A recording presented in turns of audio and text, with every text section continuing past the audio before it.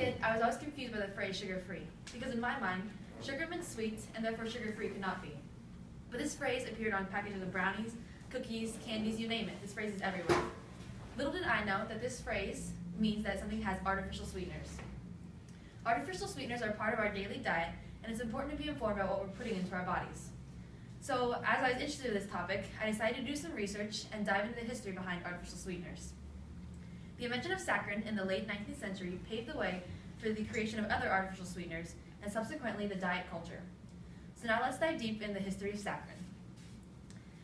Konstantin Fehlenberg was a Russian chemist, and he was over here in Boston trying to synthesize coal tar substances.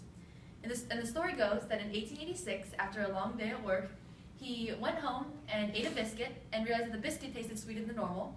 So then he wiped his mouth with a napkin and noticed his napkin tasted sweet, and he realized the only common thread was his hands.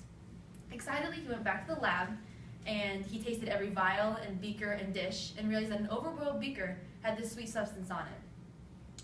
So after the sweet substance was refined, it was said to have a 220 to 1 ratio of cane sugar to natural, meaning that it was 220 times sweeter than regular sugar.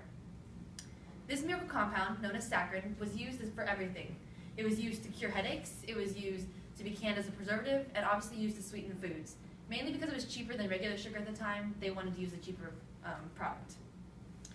It's a 0-calorie sweetener, meaning that it's not metabolized by our bodies, meaning when it goes in, it comes straight out the same way. It's known as Sweet and Low, which is the little pea packets all around. So because of Konstantin Fehlenberg's invention, they knew that sugar could be reproduced in other forms. So over the next 100 years, other forms began to pop up. Sucralose, known as Splenda, was made in 1976. An accidental invention. The scientists were originally trying to produce insecticides and accidentally produced sugar. So I don't know what went wrong in that lab.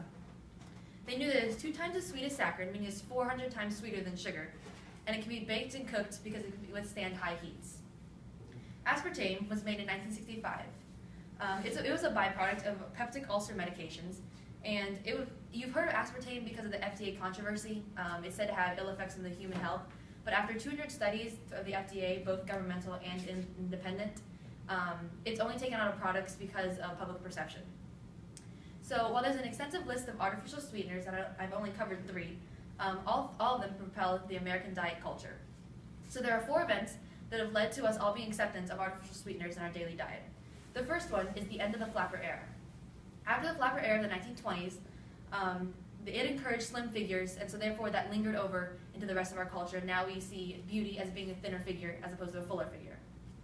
In World War II, there was a rationing of sugar, and so it was a duty to your country to not use sugar and give that to the troops. So artificial sweeteners began to replace regular sugars.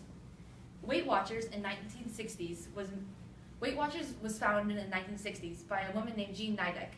She was born in Queens, New York, and had a gathering of friends over on how to lose weight, and this exploded into an organization promoting a slim figure. Finally, mass marketing in the 1950s and 60s is what created the diet culture.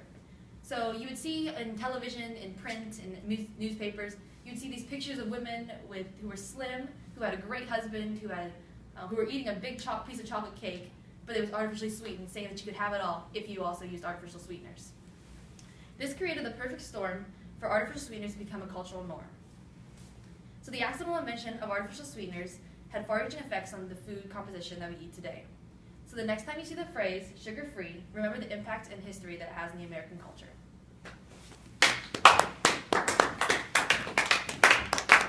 Good information. Everybody needs to know about all the stuff.